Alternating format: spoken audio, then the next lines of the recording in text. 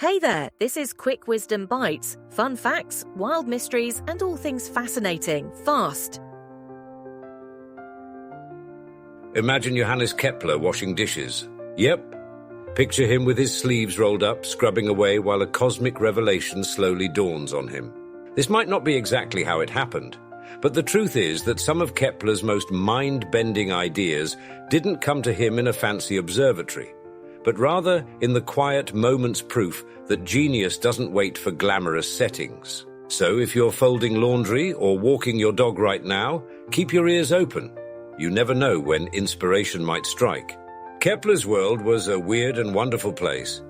It was the early 1600s in Europe, right in the heart of the Renaissance. Think of it as the age of the big ideas, where art, science, and philosophy were busting out all over.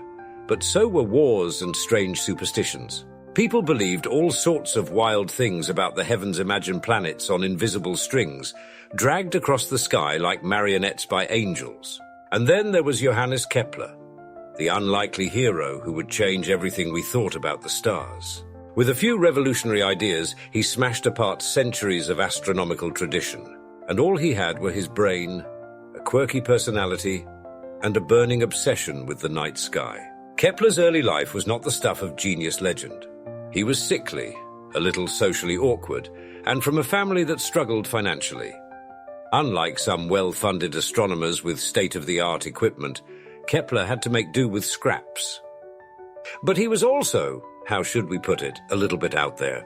Kepler was as much a mystic as he was a scientist, believing that the universe was a vast divine clockwork, finely tuned by God. Think of him as the 17th century version of your friend who swears Mercury retrograde is the reason they forgot their keys this morning. His big aha moment came when he realized something scandalous for his time. Planets don't actually move in perfect circles. It's a small detail, but to astronomers of the time it was shocking, like finding out your math teacher has a secret tattoo. Kepler's discovery didn't just drop out of the sky, though. It came thanks to data from Tycho Brahe, a famous astronomer with a serious mustache and a golden nose. Yes, a golden nose, the result of a sword fight gone wrong. Using Brahe's ultra-precise measurements, Kepler pieced together that planets move in ellipses, not circles. This insight was like discovering that donuts and bagels aren't the same thing. This seemingly tiny detail transformed astronomy, giving us a new way to understand how planets like Earth gracefully glide around the sun. If you've ever felt like you're just spinning in circles in life, remember, Kepler's planets don't either.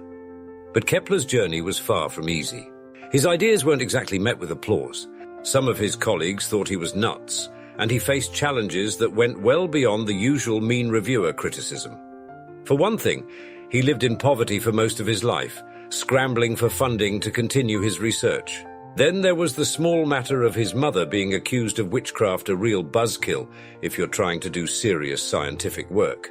But Kepler didn't let any of it slow him down. He was like the original nerd warrior, tackling obstacles with nothing but his fierce curiosity and a stubborn commitment to the truth. Kepler's stubbornness paid off, and his work laid the foundation for modern astronomy.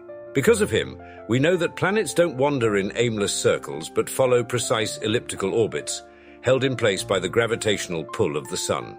This was the beginning of a whole new era in science, and if you've ever checked the time or followed the stars, you've got Kepler to thank. And here's a final twist. Despite all his discoveries, Kepler was still deeply religious and saw his work as a way to understand the universe's divine design. So next time you look up at the stars, think of Kepler, mystic, scientist, and the guy who turned a few quirky ideas into cosmic truths. And here's some "did you know" to impress your friends. Did you know Kepler invented an early version of eyeglasses for nearsighted people? Or that he once tried to figure out the volume of wine barrels? Apparently, he was as practical as he was brilliant. And for the grand finale, here's a fact that's sure to make you feel smarter. Kepler, who gave us the laws of planetary motion, actually wanted to be a theologian. Turns out even the stars can't predict where you'll end up. Thanks for watching. If today's wisdom hit the spot, drop a like and hit that bell for more.